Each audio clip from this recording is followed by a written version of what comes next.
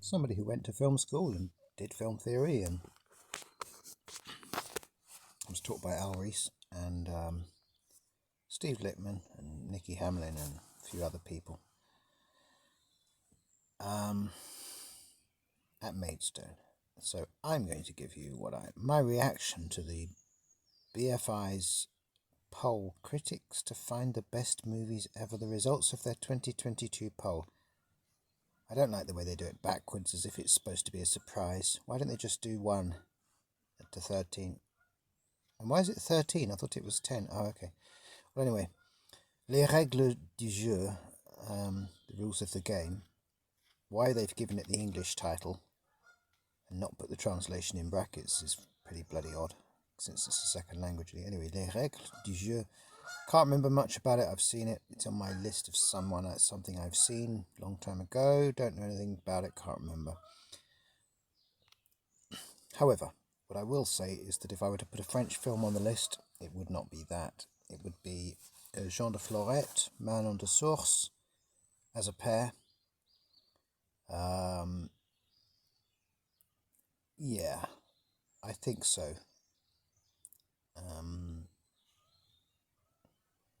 Cyrano de Bergerac's pretty bloody good. But no, I mean, Jean de Florette, Manon de Source is absolutely overwhelming. It's absolutely fantastic on the big screen, and the story blows you away. So if I was to put anything French on here, it would probably be that. But we've also got some great French classics like Alphaville. We've got Monsieur Hulot's Holiday, and Mon Oncle. Mon Oncle, absolute classic. Why can't that be in there? Maybe comedy is, as usual, considered second rate. Mon Oncle is an absolute classic of the French cinema. And as I say, there's a lot of Godard stuff. There's a lot of other stuff that I can't believe isn't considered there. But anyway, The Godfather, I agree. And I'm not one of these people that says The Godfather Part 2 is the best one. To me, it's a filling in the story in between 1 and 3, and 1 and 3 to me are the best ones. That's just how I feel about it. I don't have an Empire Strikes Back style approach to The Godfather. I think 1 and 3 are the best, and I think 3 is a fantastic finish to The Godfather. I like them as a trilogy. As a trilogy, they are one of the greatest films. Tell you what's missing from this list that ought to be on here, and that's Godfrey Reggio's Koyanis Katsi. Amazing film. Another film that's missing from it, I'll tell you what my favourite film is at the end. Sunrise, A Song of Two Humans. What the hell is that?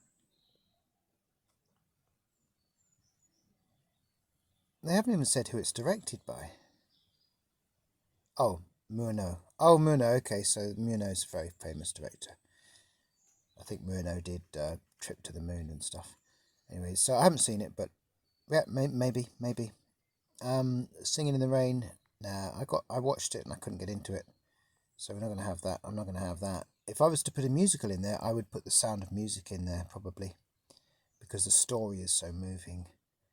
The music's fantastic. The character arcs are amazing. And it's in glorious Technicolor as well, The Sound of Music. It's filmed in beautiful Technicolor. And great songs. Michael Jackson's favourite song of all time is My Favourite Things.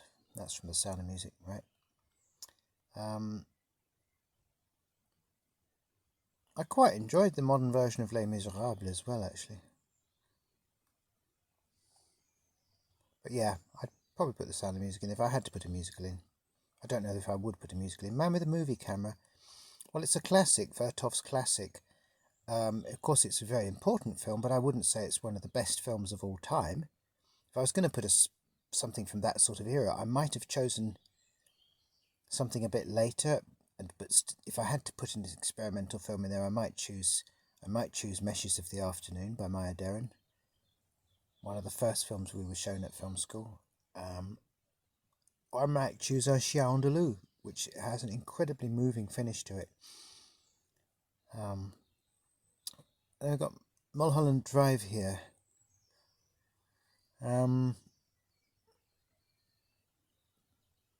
David Lynch. To me, it felt like half a film. I've always felt Mulholland Drive feels like half a film. I've never felt like it feels like a complete film. I don't know why. Maybe because you guessed the ending halfway through. No, I don't know. I can't remember why. It's a very Sam Spade kind of film. It's very like God Almighty. I can't think of the name of the writer now. Raymond Chandler kind of story. Anyway, but Lynch, I would choose Blue Velvet. Maybe it's the first Lynch film I saw, but I think Blue Velvet's amazing. I think Wild at Heart takes you on a journey, an unforgettable journey, way outside of yourself. Wild at Heart's incredible and incredibly disturbing. But I would choose Blue Velvet if I had to put a Lynch film. I don't know if I'd put a David Lynch film in there. And some of his early films are incredible as well, actually. For even his student films, amazing. Beau Travail. Do you know what that picture reminds me of? It reminds me of, is it called Death in the Pacific or something? That film that's got the Japanese actor and an American actor, and I can't remember either of their names, but they play two soldiers stranded on a desert island in the middle of World War II. The Japanese can't speak English and the American can't speak Japanese, and the film has no dialogue, practically no dialogue, and it's absolutely bloody brilliant as drama. I wouldn't say filmically it's brilliant. But anyway, I know nothing about Beau Travail, so I'm talking about other things instead. French Foreign Legion. Yeah, well, I don't know. What about Lawrence of Arabia? Maybe that could be there. But I've never heard of Beau Travail.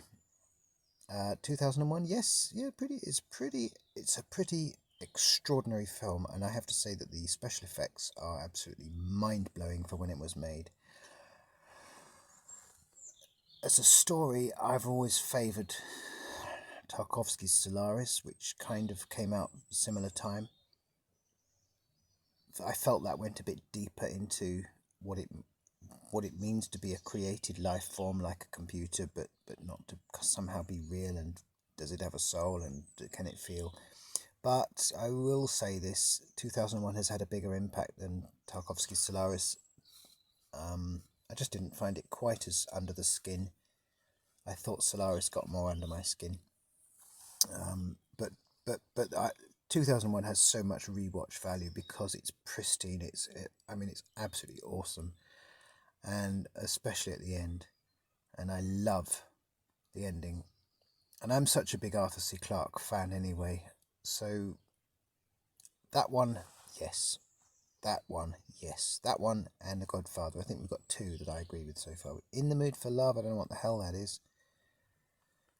Su Li Zhen, Maggie Cheung. These are Chinese names. Wong Kar-wai. Okay, we don't know anything about him anymore. Tokyo Story, I agree. Probably is one of the most beautiful and amazing films ever made. Getting close to my own genre of where my favourite film is. My favourite film, I'm going to tell you now, is of all time, is called Kagemusha, The Shadow Warrior. It's just called Kagemusha, and it is by Akira Kurosawa. So another Japanese director. Because it's got so many layers to it. You have to see it to believe it. Kagemusha. Blows me away every time. An amazing film. But Tokyo Story, yeah, we watched that at film school. I remember thinking it was fantastic. So yeah, that one I agree. Citizen Kane, I hate it. It always makes these lists. It quite often is considered the best film of all time. I just hate it. I find it so dry and dull. And I find the black and white has never looked so bad. Black and white has never looked so boring. I've never more wanted the black and white to turn into colour than when I'm watching Citizen Kane. Most black and white films, I'm happy with them being in colour. You know, I can watch Battleship Potemkin. I can watch Hitchcock's great black and white films. You know, the Lady Vanishes, for example. You know, I can watch so many black and white films and really enjoy them. But Citizen Kane, I hate the monochrome of it. I hate the dryness of it. I hate all the characters. I hate the non-diegetic music, which when it is there is far too brash, and when it isn't there is far too missing. I hate all the kind of puffed up grandeur of the characters. I just hate it. I hate it. I feel like I just can't wait for it to end. Vertigo, I would have chosen North by Northwest, I would have chosen North by Northwest, definitely. I mean, yeah, definitely not Vertigo. Or even Rear Window, I might have chosen. If I had to put a Hitchcock in. I think it would be North by Northwest, because I love the premise of the film. You know, this man's just going about his business, walking along, and he's kidnapped by these gangsters because he looks just like the man that they want. And it's just an amazing start for a film, and the whole thing. It's fantastic. Vertigo is just... again, it just kind of takes a railroad track that you can sort of see where the story's going for the whole thing. So I'm not saying it's not great. Is it Jimmy Stewart? Yeah, Jimmy Stewart, yeah. Whereas I think North by Northwest is Cary Grant, if I'm not mistaken. Anyway, I'm not saying it's not a good film, it is. But I just personally would have gone for North by Northwest. But plot-wise, cleverness, I love Dial M for Murder, but it's more of a stage play than a film. But also Rear Window is fantastic. I think Rear Window might be Jimmy Stewart, actually. Anyway, I get muddled. It's easy to get muddled between Jimmy Stewart and Cary Grant. I'll tell you another thing is great. You watch Rear Window, then you watch Manhattan Murder Mystery, and then you watch... what the hell's it called? It's Samuel L. Jackson. God, it's called not Dysmorphia. It's something like that. Dystopia. It's not. It's something like that. Anyway, it's another Rear Window style film. I watched the three. Bang, bang, bang. You can watch all three together. Great. Number one, they've put 23. I don't know how you say quai in French. Quai du commerce. 1080 Bruxelles. 1975. There we are. My French is still just about there. Anyway, I've never heard of it. Don't know what the hell it is. Do you know what I would have put in its place?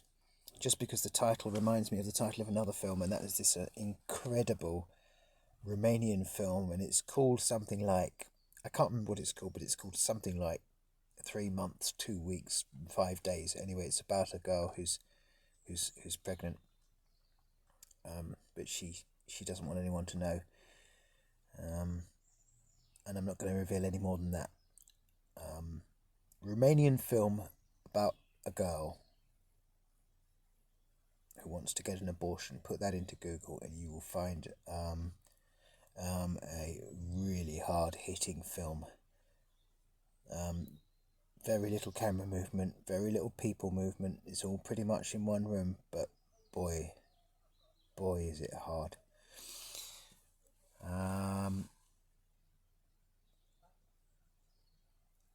Instead, at the number one spot, there's a film here I've never heard of. Depicts women's oppression through the story of this Belgian housewife. No, I don't know. I mean, I've never heard of it. There you go. That's my immediate reaction to the BFI's. It's not a very good reaction, is it, to their list?